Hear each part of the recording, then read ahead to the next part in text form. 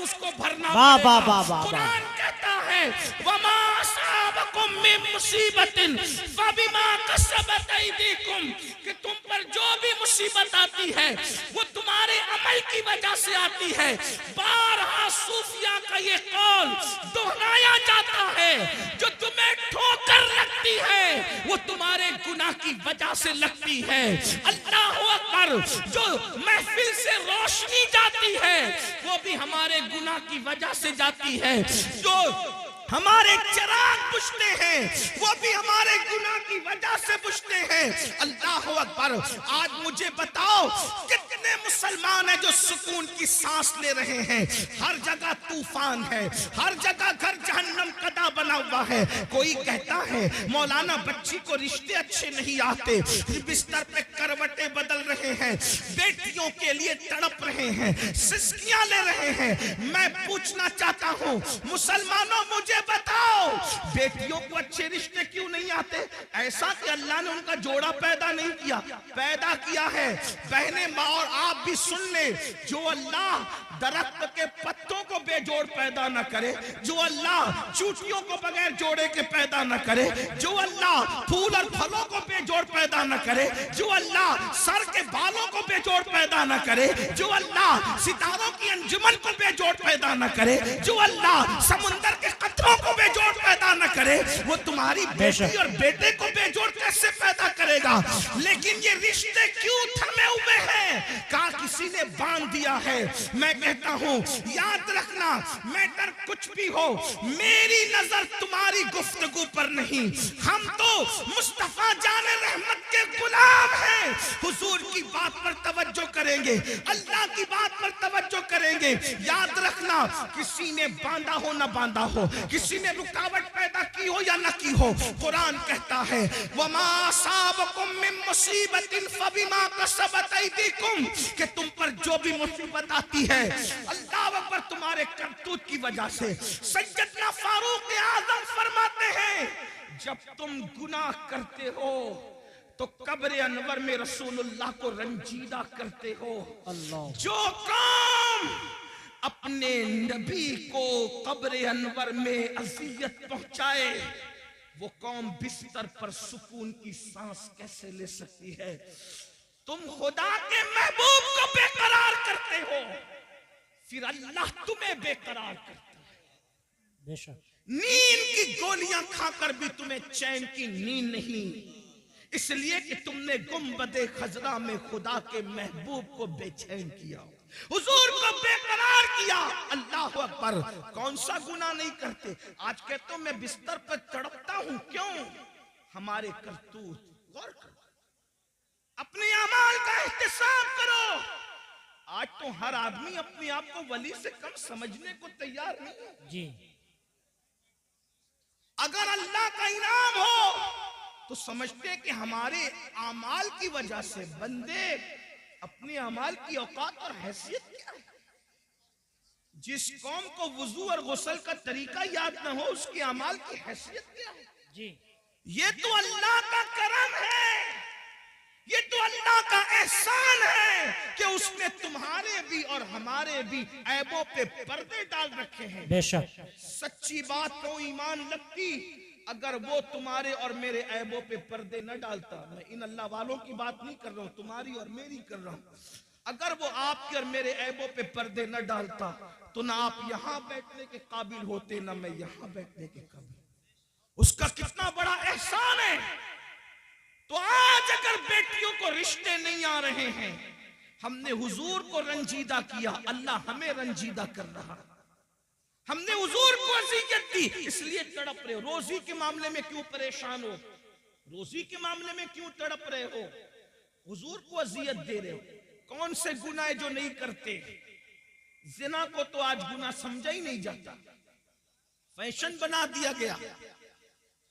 जिना को इश्क का नाम दे दिया गया, जिना को मोहब्बत का नाम दे दिया गया। लेकिन अल्लाह उन कानों तक ये आवाज पहुंचाए। अगर हदीस में ये बात ना आती तो शायद मैं कहने की हिम्मत नहीं करता कि पूरी उम्मत को जितना अजाब दिया जाएगा जी, पूरी उम्मत को जितना उसका निस्फ अजाब शादीशुदा जानियों को दिया जाए। यानी पूरी उम्मत को जितना अजाब, उस उम्मत के बराबर आधा अजाब, यानी सबको अलग अलग जो अजाब होगा उन सब का अजाब अगर जमा किया जाए तो जैसे एक सिर्फ समझाने के लिए मिसाल के तौर पे 100 रुपए 10 लोगों को दे दिया गया, तब 10 लोगों के 100 रुपए को जमा करें तो कितना हो गया? 1000। अब 1000 का निस्फ अगर किसी को दिया जाए तो कितना बड़ा है? अल्लाह अकबर। बिला तमसील सिर्फ समझाने के लिए, जानियों को जो शादीशुदा होकर जिना करते थे, पूरी उम्मत का निस्फ अजाब उन शादीशुदा जानियों को दिया जाएगा। अल्लाह। गौर करें, एक गुनाह की सजा अगर अल्लाह किसी इंसान के एक गुनाह की सजा दुनिया के तमाम इंसानों पे डाल दे तो दुनिया के सारे इंसान मिलकर भी एक इंसान के गुनाह की सजा को बर्दाश्त नहीं कर सकते। उम्मत का निस्फ अजाब जिन लोगों के वजूद पे डाला जाएगा उनकी हालत क्या होगी? अल्लाह अकबर। वो जहन्नम जिसमें पहाड़ भी पिघल जाएंगे, उसकी आग को जिसमें पहाड़ पिघल जाएंगे, वो आग जहन्नमियों के जिना के आज़ा पर दहकाई जाएगी, उनकी शर्म की जगह पे दहकाई जाएगी। जरा सोचे तो सही, 2-3 मिनट की लज्जत, 2-3 मिनट की लज्जत, 2-3 मिनट का ऐश, चंद लम्हों की लज्जत, अल्लाह अकबर, और फिर हमेशा की जिल्लत। और मेरी कौम के जवानों को फैशन के नाम पर उसी तरफ डाला जा रहा है, उसी तरफ जब ढाला जा रहा है। कल का जवान जिना के नाम से भी कांपता था। मैं जानता हूं अपने बचपने की वो दास्तानें कि नौजवान लोग कहते थे हम सारी शरारतें कर सकते हैं, लेकिन जिना की तरफ जाने की हिम्मत न हुई। ये हमारे बचपन तक जवानों की बातें हमने सुनी थी, हर मस्ती करेंगे, हर शरारत करेंगे, लेकिन बदी की तरफ नहीं जाएंगे। मगर अफसोस, आज हम कितना दुखी दिन देख रहे हैं, कितने कर्ब से गुजर रहे हैं, कितनी असियत से गुजर रहे हैं। कौन सी हुकूमतें आई, कौन सी चली गई, इस पर हमें उतना दुख नहीं है, इसलिए कि हुकूमतों का आना जाना ये तो मौसम की तरह बदलता रहता है। लेकिन कौम के जवानों के बिगड़ने का दुखड़ा हम किसको जाकर के सुनाएं? हुकूमतें तो चंद सालों में बदलती है, लेकिन जब कौम का एक जवान बिगड़ जाता है तो 3 पुश्तों तक इस्लाह की उम्मीद नहीं की जा सकती। जिस कौम के 16-16, 17-17 साल की उम्र के लड़के जिना में डूब जाएं, उस कौम का मुस्तकबिल क्या होगा, उस कौम की कैफियत क्या होगी? अल्लाह अकबर। हमें बहुत बड़ी जिम्मेदारी सौंपी गई है। मेरे आका अलैहिस्सलाम के दीवानों, बिलखुसूस जवानों से मुखातब हूं मेरे भाइयों, अल्लाह के बंदो, जिना की बड़ी कर्बनाक सजा है। अल्लाह जब किसी जानी को सजा देता है तो उसकी कई पुश्तों तक वो सजा बाकी रहती है। अल्लाह। मगर जो तौबा कर ले, तौबा करने वालों को अल्लाह माफ करता है। और ये भी कहा गया, जिसने शादी से पहले जिना किया, अल्लाह उसकी नस्ल में ऐबी, लंगड़े, लूले, अंधे, गूंगे बच्चे पैदा करता है ताकि उसका दुख वो झेलते रहे। 98% लोगों के घर में जो ऐबी बच्चे पैदा होते हैं वो जिना की नहूसत की वजह से पैदा होते हैं। माएँ और बहनें मौजूद हैं, उनको ऐसा लगता है सोर्सेस की वजह से अच्छे रिश्ते आते हैं। मैं एक बात अच्छे रिश्ते का एक वजीफा आपको देना चाहता हूं। सबको अल्लाह से डर के गुनाह छोड़ दो, अल्लाह से डर के गुनाह छोड़ दो, अल्लाह तुम्हें अच्छा रिश्ता भेजेगा। बेशक। इसलिए कि गुनाह को छोड़ देने से बेहतर वजीफा अल्लाह के यहाँ कोई है ही नहीं। वज़ाइफ की अहमियत अपनी जगह, लेकिन इससे बड़ा कोई वजीफा नहीं है कि अल्लाह से डर के गुनाह छोड़ दिया जाए। लोग कहें बगैर दलील आप बात कर गए, लेकिन मैं आपको दलील के जरिए समझाता हूं। देखो, अल्लाह से डरने की बरकत, रिश्ता ढूंढना नहीं पड़ेगा, रिश्ता चल कर आएगा। लड़कों से भी कहता हूं, लड़कियों से भी कहता हूं, और ऐसे घराने का आएगा जिसका तुम तसव्वुर नहीं कर सकते। आपने इस रिवायत को मुख्तलिफ तनाजुर में सुना।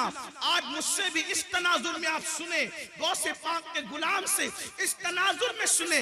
आपने सुना होगा मदीने मुनव्वरा की सरजमीन है, रात का आखिरी हिस्सा है, रात का आखिरी पहर है। उस रात के आखिरी पहर में एक बूढ़ी की कपकपी आवाज निकलती है, बेटी जल्दी से दूध में पानी मिला दो। तो जवान आवाज क्या आती है, अम्मी जान क्या आपने नहीं सुना अमीरुल मोमिनीन ने मना किया कि दूध में पानी मिला करके नहीं बेचा जाए, क्योंकि ये जुर्म है, ये धोखा है, ये फरेब है, इसलिए मैं दूध में पानी नहीं मिला सकती। तो बुढ़ापे की कपकपी वाली आवाज आई, बेटी अमीरुल मोमिनीन तो सो रहा होगा, उसको क्या खबर कि हम दूध में पानी मिला रहे हैं।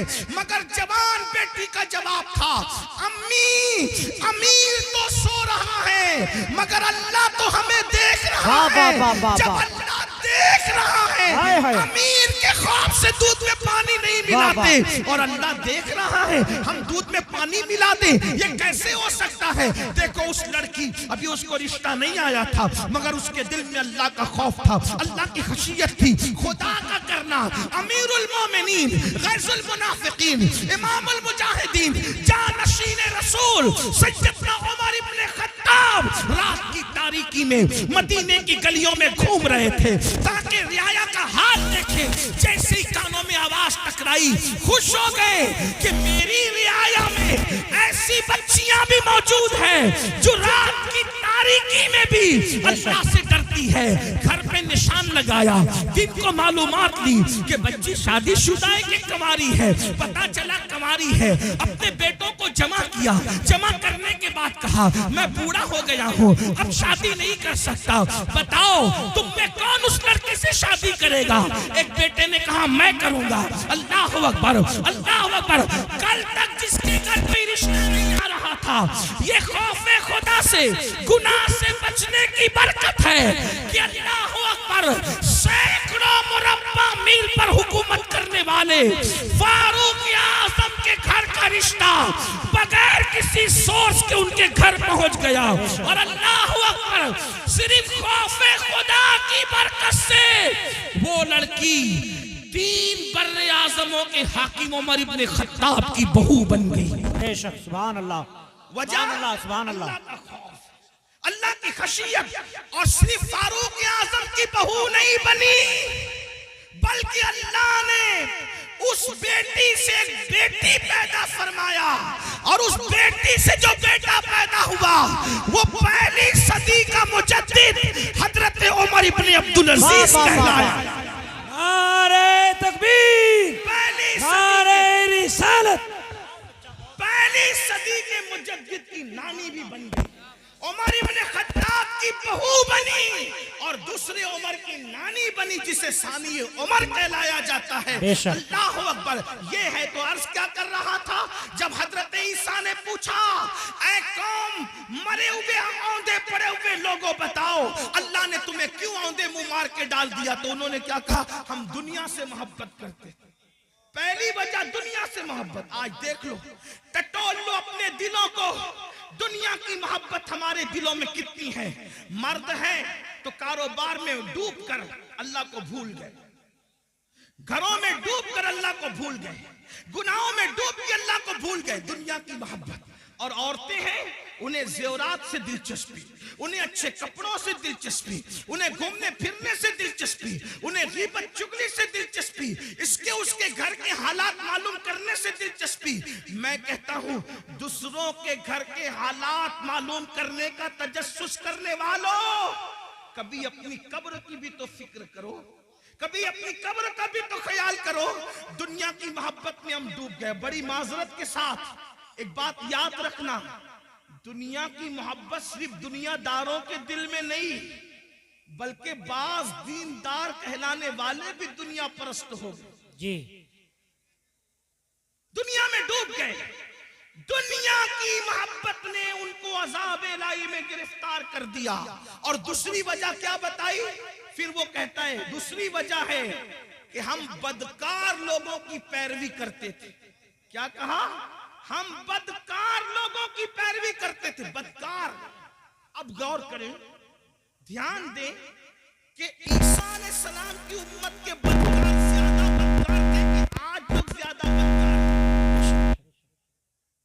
वो कहने के बदकारों की पैरवी करते थे, बदकारों की नक्काली करते थे, तो अल्लाह ने हमें मार के औंधे मुंह डाल दिया, अज़ाब में गिरफ्तार कर दिया। ईसा अलैहिस्सलाम की कौम में तो इंटरनेट की नहुसत नहीं थी, इतना तेज रफ्तार दौर नहीं था। समंदर के किनारे जाकर के अय्याशों की होटलें तो उस दौर में नहीं थी। आप गौर करें कि वो लोग अगर बदकारों की पैरवी करें तो मार के औंधे मुंह डाल दिए जाएं। आज मेरी कौम का जवान कितने बदकारों की पैरवी कर रहा है।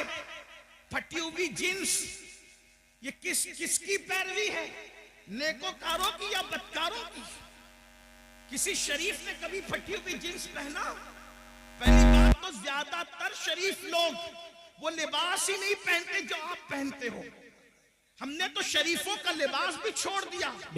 हमें शरीफों का लिबास पहनने में शर्म आती है। बदकारों की नस्ल कितनी बढ़ गई कि कौम की बेटियां भी जब बाजार में जाती है तो कहते हैं कि फला अदाकारा ने जो फिल्म में लिबास पहना था वो लिबास दिखाओ। और नौजवान लड़के भी दुकान पर जाते हैं तो कहते हैं फला हीरो ने जो पहना था वो दिखाओ।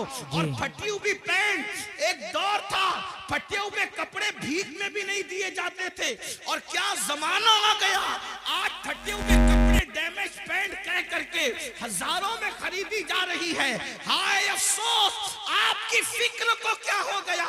कल फटा हुआ लिबास होता था तो आदमी उसको छुपाता था, पेवन होता था उसको छुपाता था। फिक्र को क्या हो गया। कौमों को यूं ही जवाल नहीं आता। इकबाल ने कहा था कुव्वते फिक्र अमल पहले फना होती है फिर किसी कौम की शौकत। वाह वाह वाह, बहुत अच्छा। नारे तकबीर। मेरी कौम के जवानों कहाँ हो? कानों में बालियां पहन रहे हो, मटक कर चलते हो। आपसे पूछना चाहता हूँ, अगर कोई कह दे यार जो फला अदाकार की तरह लग रहा है, और लड़कियों कह दे वो अदाकारा की तरह लग रही है, क्या उसका फाम होता है उस वक्त, क्या उसका गुरूर और घमंड और जलाना होता है। इससे बड़ी गाली भी नहीं है, इससे बड़ी गाली भी कोई है कि तू अदाकार की तरह है। इसलिए कि फाहिशा औरतें ज़िना करती कराती तो चार दीवारी में छुपी करती हैं। जिनको तुम अदाकार कह रहे हो वो स्क्रीन के सामने आकर के पूरा करते हो ज़िना, और उस पे करोड़ों रुपए कमाते। वो तो फिल्में सुपर हिट होती है जिसमें बाज़ाब्ता तौर पर नंगे सीन ज्यादा होते हैं। फिक्र करो, पैरवी जिसकी करोगे क़यामत में उसके सामने। इश्क का दावा गौसे आज़म से, इश्क का दावा गरीब नवाज से, इश्क का दावा इमाम हुसैन से। पैरवी किसकी? फटी हुई पैंट पहनकर नंगे बनने वालों, घुटनों से ऊपर बरमुंडे पहन करके सतर के साथ बेसतरी करने वालों, औरतों पे पाप की नजर डालने वालों, इबरत हासिल करो। फातबिरू या उलिल अबसार, आंख वालों इबरत हासिल करो। तुम बदकारों की पैरवी के लिए नहीं हो। नादान बदकार की पैरवी वो करे जिसके यहाँ सिद्दीक अकबर जैसा कायद न हो, फारूक आजम जैसा कायद न हो, उस्मान गनी जैसा कायद न हो, मौला अली जैसा कायद न हो, इमाम हसन जैसा कायद न हो, इमाम हुसैन जैसा कायद न हो, गौसे आजम जैसा कायद न हो, तारिक बिन जियाद जैसा कायद न हो, अल्लाहु अकबर सलाउद्दीन अय्यूबी जैसा कायद न हो। हमारे पास तो ऐसे स्टार्स मौजूद हैं कि लोगों ने ख्वाब में भी बहुत अच्छा, बहुत अच्छा। वाह वाह वाह। औरों ने ख्वाब में भी नहीं देखा होगा। खुदा ने वो हमें मुक्तदा अता फरमाए। जाओ ढूंढ लो सारे मज़ाहिब की तारीख को, है किसी मजहब में कुम बिस्मिल्लाह कहकर मुर्दे को हाय हाय, वाह वाह वाह वाह, बहुत अच्छा। वाह वाह वाह। लाओ किसी मजहब में। लोगों के यहाँ मारने वाले तो मिलेंगे, लेकिन जिलाने वाला अगर कोई है तो वो मजहब इस्लाम। वाह वाह वाह वाह, सुभान अल्लाह सुभान अल्लाह। और ऐसा जिंदा करने वाला कि मुर्दे को भी कुम बिस्मिल्लाह कहकर जिंदा करता है, और अल्लाह के दीन को भी नई जिंदगी। बेशक, सुभान अल्लाह सुभान अल्लाह। इसीलिए हम उनको मुहियुद्दीन कहते हैं। जी, गौसे पाक को सिर्फ 11वीं में समेटने की साजिश हो रही है। गौस पाक सिर्फ 11वीं में सिमटने वाली हस्ती नहीं है। जी। ईसाने सवाब की एक शक्ल है 11वीं, लेकिन गौसे आजम की शान ये है कि बरेली का कलंदर कहता है जी। शुक्र के वाह, जोश वाह। में जो है वो तुझे क्या जाने। जी। हाँ, मैं अपने होशियार नाजिम साहब और मौलाना गुलाम जिलानी जैसे साहिब फन लोगों की तरह इतनी हिम्मत नहीं रखता कि हर 2 जुमले पे कहूं कि बोलो सुभान अल्लाह ना। अब तो तुम्हारे इश्क का इम्तिहान है कि गौस पाक के नाम पर बरेली की कलंदर की जबान से कही हुई बात पे चुप रहते हो या बोलते हो। जब हम आला हजरत का शेर पूरे हिंदुस्तान में पढ़ते हैं, जब हम आला हजरत का शेर पूरे हिंदुस्तान में पढ़ते लोग चुप रहते तो हम कहते अगर यूपी में पढ़ते लोग चुप ना रहते। जी। हाँ, लेकिन सदुल्ला फाजिल के पड़ोस में रहने वाले भी अगर शेर ना समझे तो जी। फिर इस पर मुझे अफसोस। वाह वाह वाह। और कहता हूं कि न समझोगे तो भी कोई बात नहीं है, क्योंकि शेर किसका है? नात कहना बल्कि शेर कहना शहरयार अपनी जगह, शेर कहना शहरयार अपनी जगह, नात कहने को अहमद रजा चाहिए। वाह वाह वाह वाह। सुभान अल्लाह सुभान अल्लाह। और हमारे मुर्शिद खाना मारेरा मुतारा की आवाज आई है कि मीनारे कसरे रजा तो बुलंद काफी है, तुम उसके पहले ही जीने पे चढ़ के दिखला दो। फतावा रज़विया तो एक करामत है, खुदा के बख्शिशी पर। बहुत अच्छा। नारे तकबीर, नारे रिसाला, उलमा अहले सुन्नत हजरत अल्लामा सैयद अमीनुल कादरी साहिब किबला जश्न गौसुल वरा, नारे तकबीर। बहुत अच्छा। सुभान अल्लाह सुभान अल्लाह। बख्शिश क्या करे, शुक्र के जोश में जो है वो तुझे क्या जाने। जी। वो तुझे क्या जाने। शुक्र किसको कहते हैं? विलायत की एक मंजिल है। अब आपकी तवज्जो है, विलायत की एक मंजिल है कि वली जब अल्लाह की मोहब्बत में उरूज पाता है तो उसकी अक्ल खत्म हो जाती, वो अपने आप से भी गाफिल हो जाता है। उसको कहते हैं ये शुक्र में चला गया। जी। वली होकर इश्क इलाही के दरिया में गौता जन है, उसके बारे में बरेली का कलंदर कह रहा है कि वो तुझे क्या जाने। तवज्जो है आपकी, तवज्जो है आपकी। जो शुक्र की मंजिल पे पहुंच चुका वली, वो तुझे क्या जाने।